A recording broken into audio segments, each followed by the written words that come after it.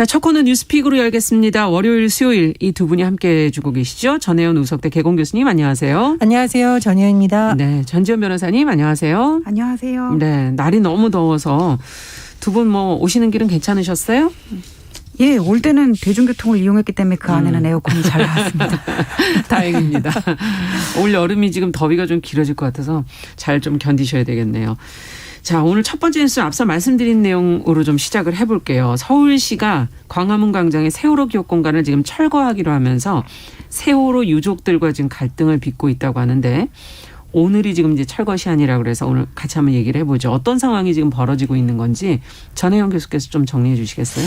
예, 일단 서울 종로구 광화문 광장에 있는 기억 공간에 대해서 잠시 설명을 드리면요. 네. 2014년 세월호 참사 이후에 광화문 광장에 천막 분용소가 설치됐었는데 그것을 대체해서 2019년 4월 12일 조성된 추모 공간이 있습니다. 네. 많은 시민들 지나가다가 보셨을 텐데요.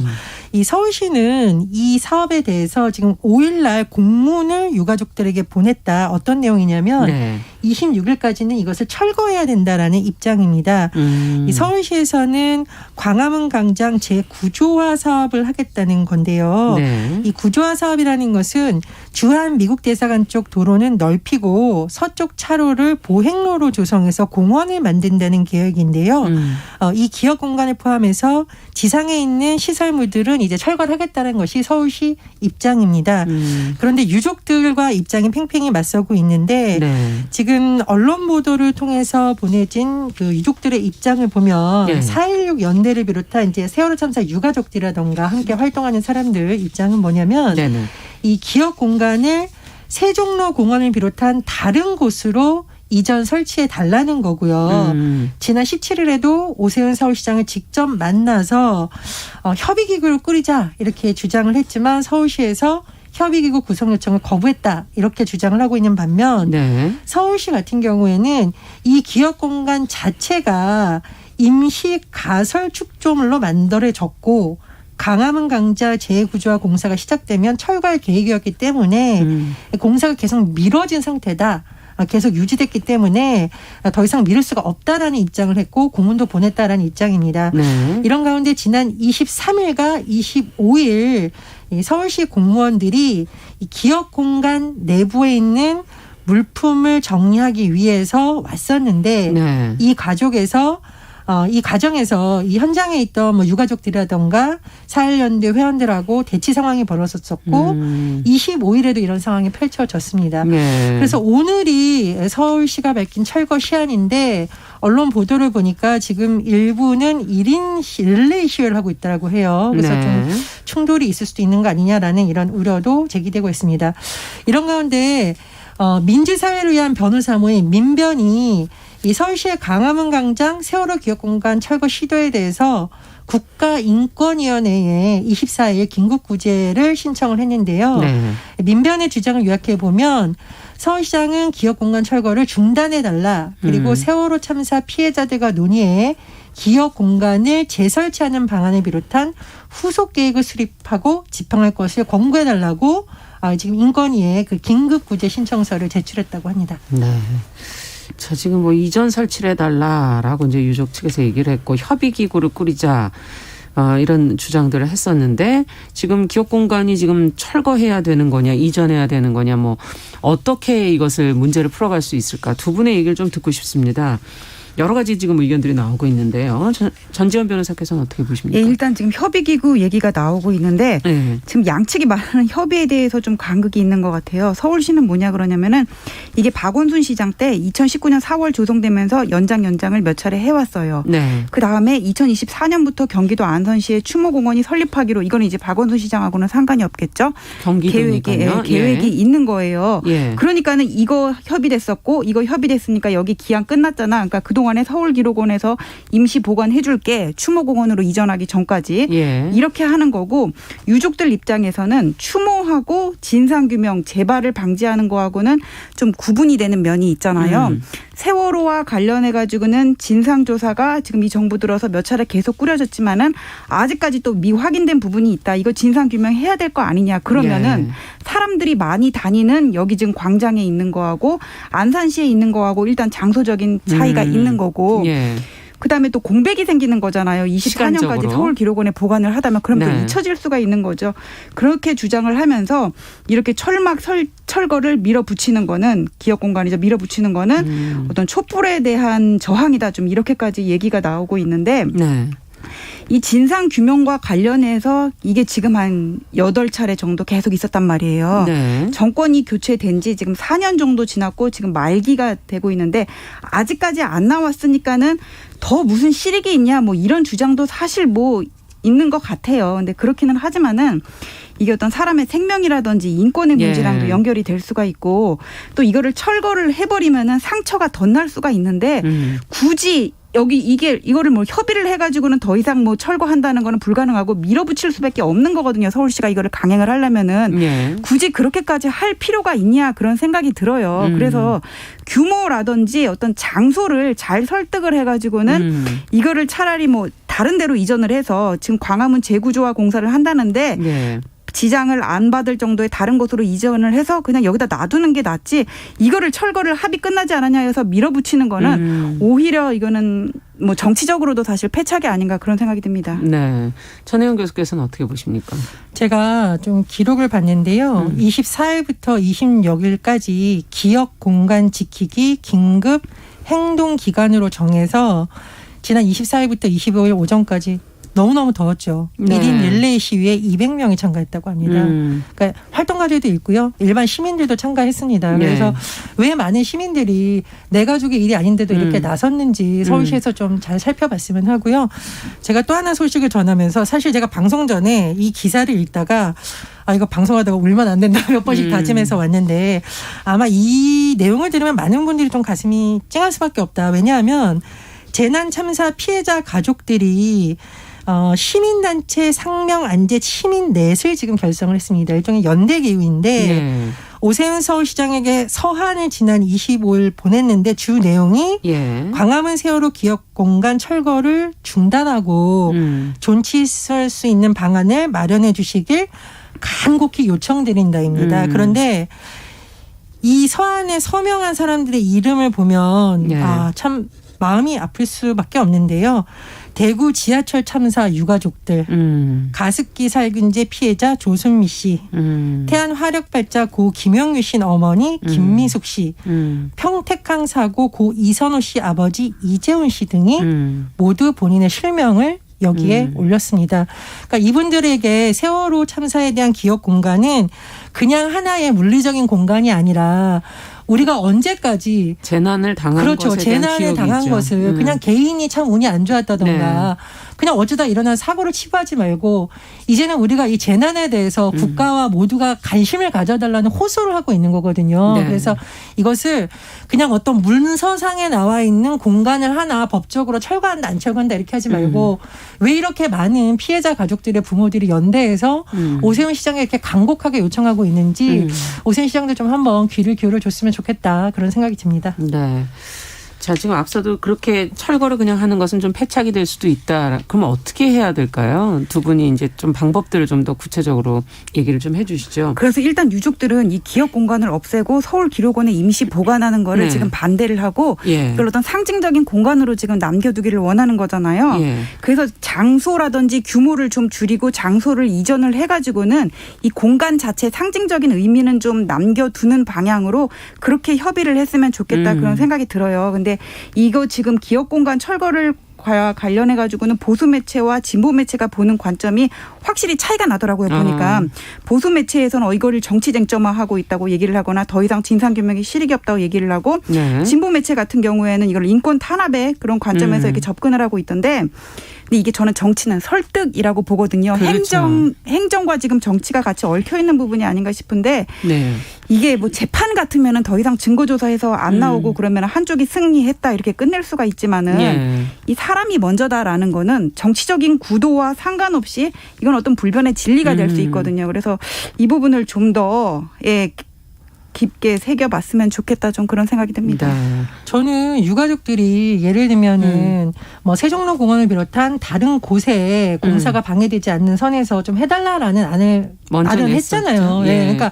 협의기구를 꾸려서 이건 어렵고라고 하고 정 어려우면 관련 구청장들하고 서울시장이 같이 회의를 할 수 있는 거거든요. 서울시 차원에서는 이미 이렇게 행정적으로 됐으니 그러면 구청에서 혹시 뭐 좋은 방안이 있느냐라고 하면 도와주고 과연 그 많은 구청장 중에 단 한 명도 대안을 내지 못할 것인가라는 생각이 들거든요. 그래서 사실 세월호 참사라는 것이 특정 지자체의 문제가 아니잖아요. 대한민국의 안전 문제에 대한 관념이 세월호 이전과 이후로 나눈다고 할 정도니까 좀 서울시에서 그런 적극적인 노력을 했으면 좋겠고요. 제가 한 가지 더 소식을 전해드리는데 세월호 참사 당시에 그 단원고 생전 학생 38명이 성명서를 냈습니다. 7월 20일 날 성명서를 냈는데 기업공간 철거를 반대한다. 세월호 기업공간 반드시 유지되어야 된다라고 하면서 친구들의 죽음이 허망하지 않도록 함께 하겠다는 약속, 다시는 이런 일이 일어나지 않게 책임지겠다는 약속에 대한 선한 의지를 보여주시길 부탁드린다라고 했습니다. 어른들이 좀 이런 일에 선한 의지, 선한 약속을 좀 보여주면 어떨까 그런 생각이 듭니다. 네. 자, 다음 뉴스로 또 가보도록 하죠. 두 번째 뉴스는 많은 기업들이 지금 직원 경조사 혜택에 친가 외가 차등을 두고 있는 현실인데 직원 가족에 대한 복지 혜택이 어떻게 이렇게 차등을 두고 있느냐 하는 문제 제기가 있었어요.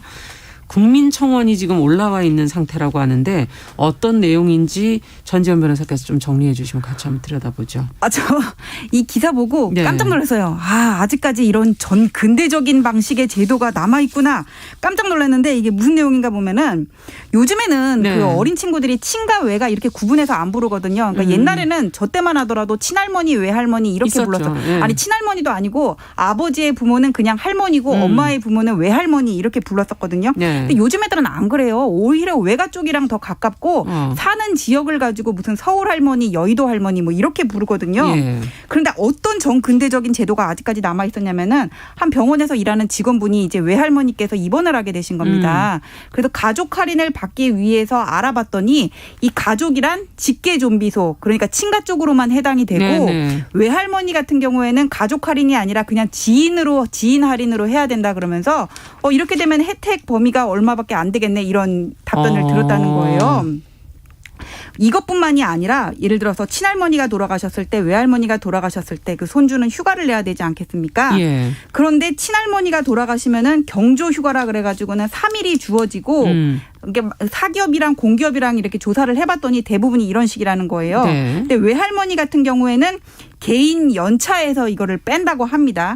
그러니까 예를 들면 외할머니가 돌아가셨을 때 내가 개인 연차를 다 썼어요. 그럼 참석하지 말라는 얘기밖에 안 되잖아요. 그다음에 요즘 같은 경우에는 대부분 3일장이잖아요.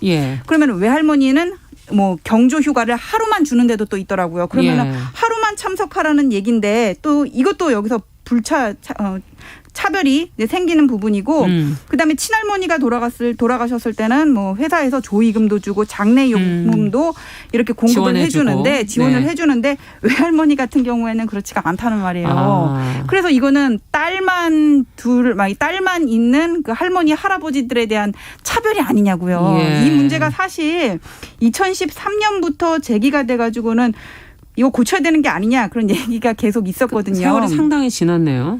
상당히 지났는데 이게 아직까지 말이 없어요. 그래서 이걸 가지고 국회에서도 뭐 공청회를 하고 했나 보던데 여기 전문가로 참여하신 분이 뭐라 그러냐면은 여기에 대한 사회적 공감대 형성이 필요하다 이렇게 얘기를 하셨는데 아니 사회적 공감대가 이 정도로 형성이 됐으면 되지 또 얼마나 형성이 돼야 되는 거예요. 저는 어떤 포괄적인 뭐 차별금지법 그런 데 대해서는 별로 찬성하는 입장은 아닌데 이런 거를 보니까 이런 게 필요한 영역도 있구나 그런 생각이 듭니다. 네. 근데 이게 또 회사 기업 입장에서는 어쨌든 부담이 이제 늘어날 수 있는 부분이니까. 그럼 똑같이 해야죠. 그렇죠. 그런 만큼 어쨌든 움직이지 않으려고 하지 않을까 하는 그런 예상은 되긴 하고 어떻게 이런 차별적 요소를 그렇다면 없애야 될지 어떤 방향으로 가야 할지 두 분의 생각을 좀 듣고 싶네요. 일단 이 친가 외가 용어도 좀 바꾸자는 논의가 많이 됐었죠. 있었죠. 이 친가 그러니까 아버지 쪽에 쓰이는 친자가 우리가 친하다 할 때 친자고 이 외가 할 때 외자가 바깥 외자. 바깥 외자. 네. 네. 그래서 이런 용어도 뭐 아버지 본가, 어머니 본가 뭐 헷갈리면은 애들이 헷갈려한다. 그럼 뭐 성북동 할머니, 맞아요. 원주 할머니 이런 식으로 맞아요. 하면 다시 자주 친가 외가 쓰지 말자 이런 논의도 되고 있고요. 만약에 굳이 기업에서 부담을 얘기를 한다면 일괄적으로 총수를 노사협약에서 정하면 되겠죠. 친가 외가 구분 없이 예를 들면은 쉴 수 있는 휴가 그렇죠. 일정을. 휴가 기간에 그거를 굳이 친가냐 외가냐 구분을 할 필요가 없이 그거는 노사협의회에서 조정할 수 있는 부분이기 때문에 그런 마인드를 가지고 노조도 회사도 접근을 한다면 참 좋지 않을까 그런 생각이 들고요. 네. 제가 인권위가 2012년 그 사례에 대해서 권고안사항을 너무 어이가 없었는데 모 대학 병원에서요. 그 가족 할인 대상에 여성의 경우 시댁 식구만 포함시키고 친부모는 제외한 거 지금 다시 얘기가 나오잖아요. 그런데 가만 생각해 보면 우리 의료기관의 간호사들 대다수가 사실 아직까지 여성이 훨씬 많죠. 예. 그런데 시댁 식구는 할인 대상 포함시켜주고 친부모는 제외하고 그랬으니 이건 당연히 반발이 일어날 수밖에 없는 상황이죠. 그러니까 우리가 은연중에 사실 이런 차별이 곳곳에서 굉장히 많습니다. 사기업도 많고 공공도 많은데 공공은 워낙 이제 많이 개선이 됐지만 사기업은 이게 노사 자율협약이라는 이름으로 자꾸 미뤄지다 보니 안 된 거고 또 다른 이면에 보면 사실 우리나라 이제 노동운동에서 노조위원장들이 남성들이 많기 때문에 이런 문제를 조금 상대적으로 덜 인지했다라는 또 비판도 노동계 내에서 나왔기 때문에 뭐 한국 여성 노동자회나 이런 경우는 보니까 배우자뿐만 아니라 법적으로 아내 남편 상관없이 법적으로 동거인인 경우에도 이걸 확대하자라는 뭐 논의까지 됐었다고 해요. 그러니까 가족에 대한 개념 그 안에서의 차별적인 요소에 대한 개념들을 많이 바꿔야 되고 참고로 저희가 작년인가 이 프로그램을 하면서 이걸 한번 다룬 적이 있는데 제가 굉장히 의미 있었던 것이 뭐냐면 그러면 평생 독신으로 사는 사람들은 이런 제도에서 제외되는 거잖아요. 그렇죠. 근데 이분이 독신으로 살면서 결혼은 하지 않았지만 같이 살고 있는 배우자처럼 살고 있는 사람이 있을 수 있지 않습니까? 그런 개념도 좀 확대해 줬으면 좋겠다라는 논의 보다 넓어진 가족의 개념을 놓고 같이 논의했으면 좋겠다라는 의논도 그때 한번 했습니다. 그래서 그런 부분까지 좀 포괄적으로 됐으면 좋겠다는 생각이 듭니다. 네. 어떻게 보시는지 더 의견이 있으시면. 네. 아도 제가 요새 자기 전에 더우니까는 전원일기라는 옛날 드라마를 하더라고요. 근데 그걸 왜 보냐면은 좀 약간 신기해서 보는 것도 있어요. 며느리가 처가를 친정을 가려면은 시어머니한테 허락을 받고 가야 되고 그렇죠. 찬밥은 할머니 할아버지 상에 못 놀리니까 다 며느리가 먹어요. 그걸 버리기가 아까우니까 꾸역꾸역 며느리는 늘 찬밥만 먹고 정월 대보름이 돼가지고 이제 찰밥을 하는데 며느리가 딱 우리 식구 먹을 것만 압력밥솥에 하니까 시어머니가 와가지고 어디도 나눠주고 어디도 나눠줘야 돼 가마솥에 다시 해 하니까는 힘들게 네 어머니하고 그 밥을 다시 짓더라고요. 근데 그 프로가 20년 전에 없어졌거든요. 그럼요. 그러니까 사회적 분위기와 안 맞으니까 사람들이 거기에 공감을 못해서 없어진 거예요. 하물며 TV 프로도 그렇게 사회적 분위기를 반영을 해서 없어지는데 왜 제도는 아직까지 있냐고요.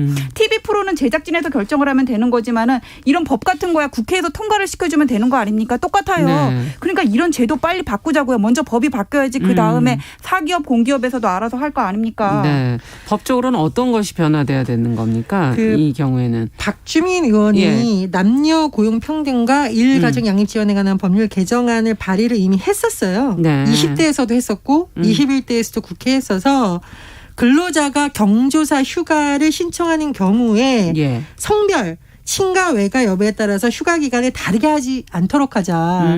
그래서 다르게 하지 않다는 건 무조건 많이 줘라 이런 개념이 좀 아닌 거죠. 그렇죠. 평등하게 해줘라 이런 개념인데 이게 항상 국회에서 오히려 발목을 많이 잡혔습니다. 왜 잡혀? 이거는 노사 자율사항이기 때문에 법으로 할 수 없고 사회적 공감대가 형성돼야 된다라는 의견이 많았다고 그래서 하는데 앞서 얘기해 주신 사회적 공감대 얘기가 계속 근데 사회적 공감대 이 정도면 정말 형성된 거 아닌가라는 생각이 들고요. 또 노동계에서 지적하는 내용이 저는 좀 마음에 와닿는 게 사회적 공감대 라는 것이 거꾸로 법이 만들어져야 견인되는 경우도 있다라는 거예요.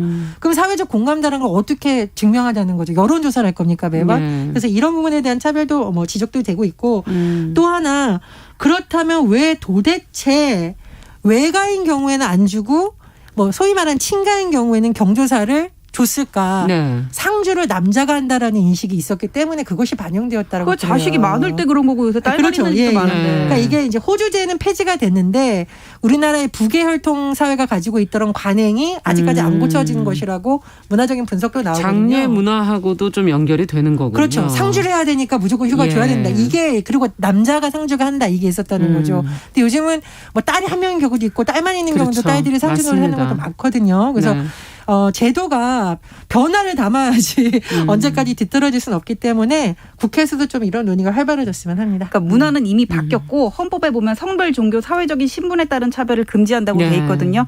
여기서 친할머니, 외할머니 차별하는 거 그거 해당되는 거 아니냐고요. 좀 다시 좀 생각해 보세요. 네, 헌법에 위배될 수도 있는 거군요. 네, 오늘 말씀은 여기까지 듣도록 하겠습니다. 오늘 두 가지 뉴스 저희가 살펴봤습니다. 뉴스픽 전지현 변호사, 전혜연 우석대 개공 교수와 함께했습니다. 감사합니다. 감사합니다. 정용실의 뉴스 브런치 듣고 계신 지금 시각 10시 28분이고요. 라디오 정보센터 뉴스 듣고 오죠.